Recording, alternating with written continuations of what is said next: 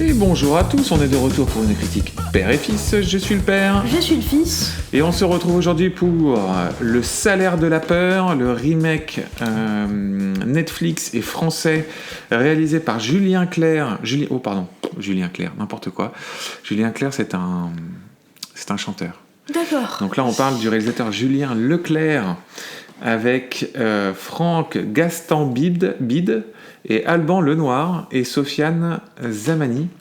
Et donc c'est évidemment le remake du Salaire de la peur, le film français de 53 je crois, et du film de Friedkin, The Sorcerer, sorti lui en 1977. Mon fils... oui, c'est ça. Le Salaire de la peur, le film de Clouzot, il est sorti en 53. Mon fils... Ah bah non, j'ai pas fait le pitch, pardon.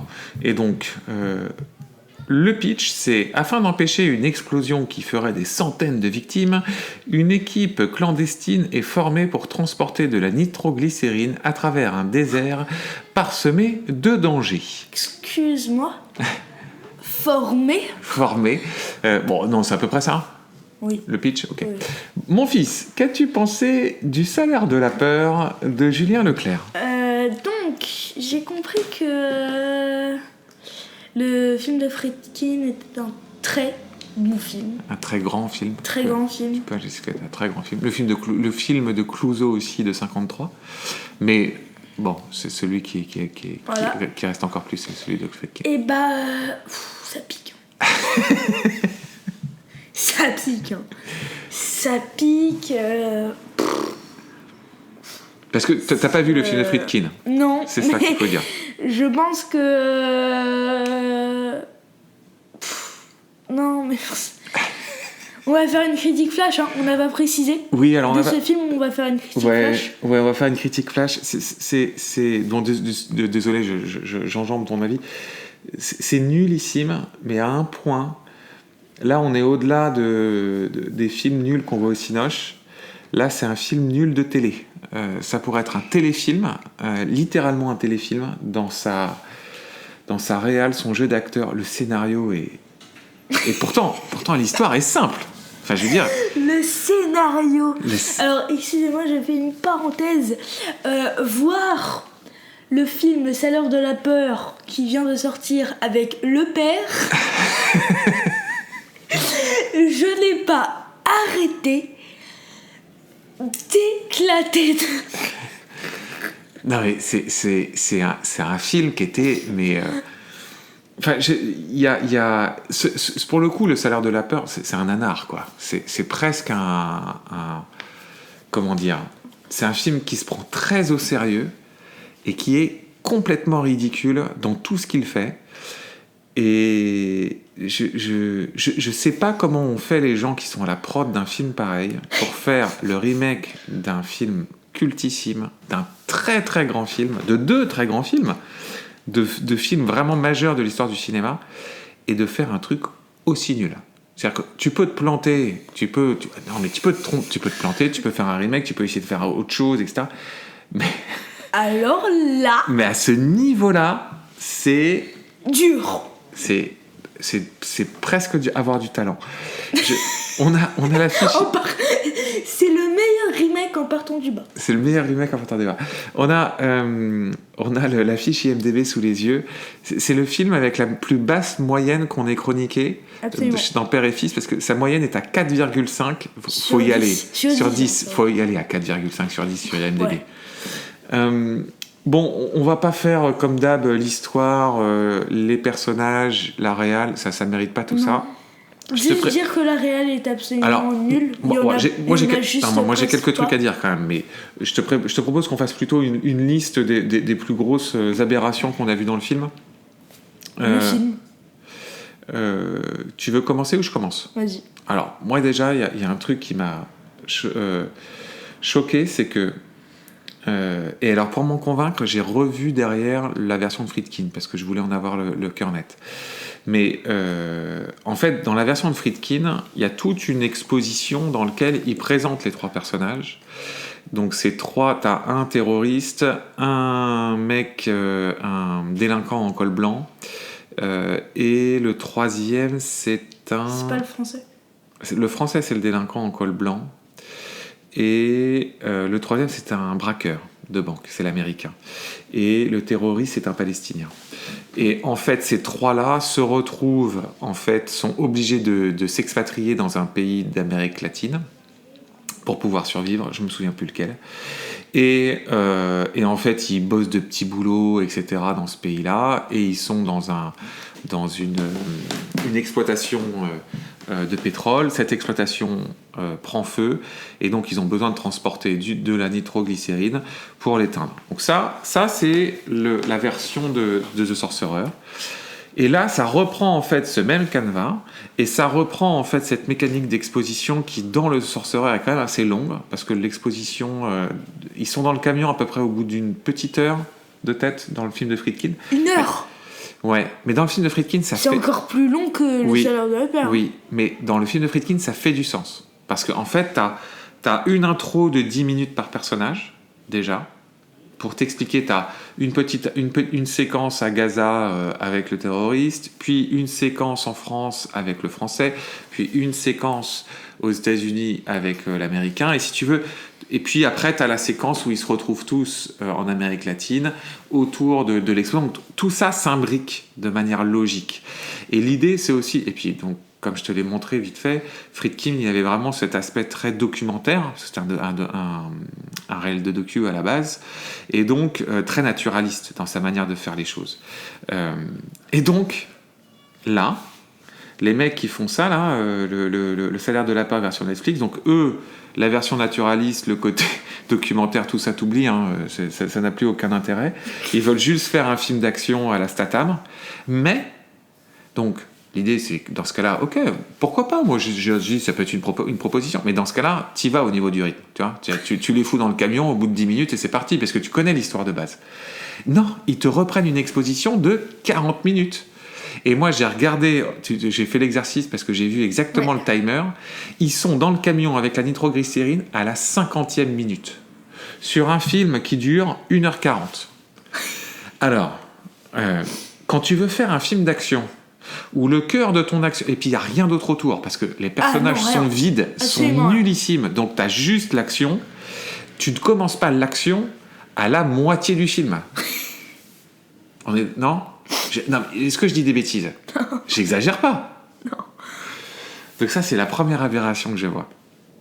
La deuxième, c'était le personnage, enfin l'acteur, Franck Gastambide. Alors, il habite déjà dans son famille. Mais alors moi, je ne connaissais pas ce mec-là. Ah si, on l'a vu dans LOL. Oui, alors je l'ai vu dans LOL. L'émission de comment il s'appelle là, sur Amazon Prime où il faut pas rigoler. Non, mais ça change rien. C'est LOL, qui rit, qui sort. Donc, c'est une émission avec que des humoristes. Et là, ils vont te chercher monsieur venu de nulle part. Mais moi, je sais pas. Alors... Qui a fait l'émission LOL. Alors moi, je crois. Et ils te mettent dans un film sérieux. Oui, je sais qu'il était acteur à la base, mais ils le mettent dans un film d'action qui devrait être sérieux pour Netflix, Netflix a utilisé l'un de ses plus gros budgets ever. Ah bon? J'ai raison. Mais tu me l'as dit. Ah non, c'est pour le... Alors tu mélanges deux discussions, mon fils. C'est l'un des plus gros budgets ever, c'est pour le problème à 3 corps. Peut-être. là, tu mélanges des threads de discussion différents. Mais en même temps, on a vu le film il n'y a pas longtemps. Oui, donc c'est un acteur qui a fait beaucoup de films, hein, parce que... Mais moi, c'est que des films que j'ai pas vus, mais il est dans plein de comédies. Alors c'est marrant parce qu'il est dans plein de trucs à moins de 5. Hein. Donc il a fait Medellin, Astérix et Obélix, l'Empire du Milieu. Il a fait Le Taxi 5. Tout ça, moi, j'ai pas vu tous ces films-là. Juste pour dire, tous ces films-là, sur IMDb, sont notés moins de 6. Oui. Donc moi je connaissais pas ce type-là, ça doit être le premier film que je vois avec lui, même si a priori c'est une grande star. Et alors, au début c'était dingue parce que... Oh my god. En fait, tu te dis, bon, ok, première scène avec lui, tu te dis, ok, donc lui, il fait le actionneur. Parce que dans le film, t'as pas du tout d'humour, tout est très premier degré. Et donc, et il a ce regard, tu sais, il fait du Jason Statham à la française. Donc il a un peu, tu sais, il est chauve comme Statham, j'imagine qu'il s'est un peu musclé, etc. Et donc tu dis, ok, donc toi tu veux faire du Statham. Et toute l'action qu'il fait, c'est son regard C'est mortel. son regard mortel. Et là, t'as la première séquence, tu sais, où ils sont dans une sorte d'ambassade, ou je sais pas trop quoi, j'ai pas trop bien compris le truc. Et t'as une première scène de baston, mais qui est une catastrophe de rythme, de montage. C'est hyper lent. Tu sens que les trucs ont été chorégraphiés, mais tu sais, ils ont pas. On a du coup pendant la séquence, je te disais, mais il faudrait mettre en parallèle, tu sais, Jason Bourne. Parce que tu vois, dans Jason Bourne, ils utilisent le. Parce que. Tu sais, pendant le film, on a eu le temps de parler d'autres choses, hein, parce que. Mais tu sais, on a eu pas mal de digressions. Mais on a une digression que je pense était intéressante sur le fait de dire, dans les films d'action, tu as deux types d'acteurs. Tu as l'acteur très physique et capable de faire ses scènes, donc de faire des cascades, des trucs, etc. Et puis tu as des films d'action qui utilisent des acteurs qui, à la base, sont pas des acteurs de films d'action. Jason Bourne, quand ils choisissent Matt Damon, c'est pas un acteur de film d'action, tu vois, c'est pas Jackie Chan ou Jason Statham. Tom Cruise. Ou Tom Cruise. Alors après, je suis sûr qu'il s'est super bien entraîné pour faire. Mais du coup, Paul Greengrass, qui est le réalisateur, quand il fait. Alors d'ailleurs, c'est pas lui qui fait le premier Jason Bourne. Le premier Jason Bourne, c'est. Je sais plus qui c'est. Greengrass, il arrive à partir du deuxième.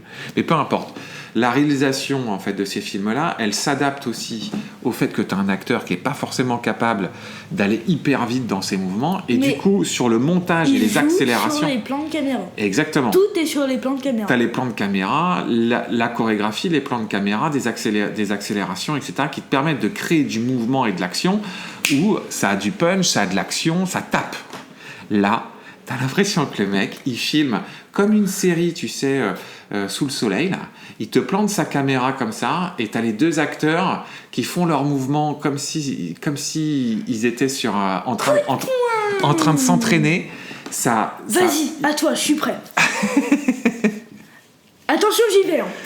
Coup de poing. C'est lent, c'est neurasthénique, c'est incroyable. Et alors là, je me suis dit, oh merde, la catastrophe, quoi.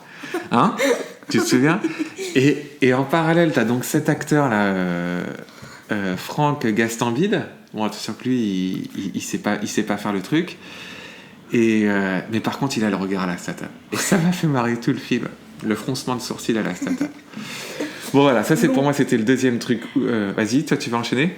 Non, c'est juste pour dire que je pense pas que ce film mérite plus que ça. Non, alors je veux dire trois autres choses. Vas-y, finis. Mais je vais un peu vite.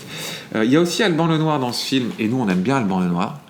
On avait fait Alors, Aka. tu aimes bien Alban Lenoir, mais moi, je l'ai pas vu. Si, on l'avait vu dans Aka, on l'avait trouvé bien. C'est pas lui dans Aka. Si, c'est lui dans Aka. Non, toi, tu penses à Farang. Farang. Ouais, non, mais c'est autre chose. Je suis dans ta tête. Et c'est une balle Démon. Et moi, je l'avais vu aussi dans Une balle perdue. Moi, je trouve que ce mec-là, il a vraiment du potentiel. Mais dans ce film-là, il n'est pas du tout utilisé. Mais Aka, c'était pas incroyable. Non, c'était pas incroyable, mais tu sentais. Je trouve qu'il a il a un truc un peu physique. Puis lui, il sait gérer des scènes de baston, mais il en a pas vraiment dans le film, donc c'est dommage. Donc voilà, Alban Lenoir est là. Pour moi, il est sous-utilisé. Voilà. Ensuite, l'autre chose que je voulais dire, c'est le personnage féminin de Sofiane Zermani. Il est caractérisé avec les pieds. C'est un truc de dingue. Moi, j'ai vraiment du mal. Pardon, est-ce qu'il est caractérisé déjà?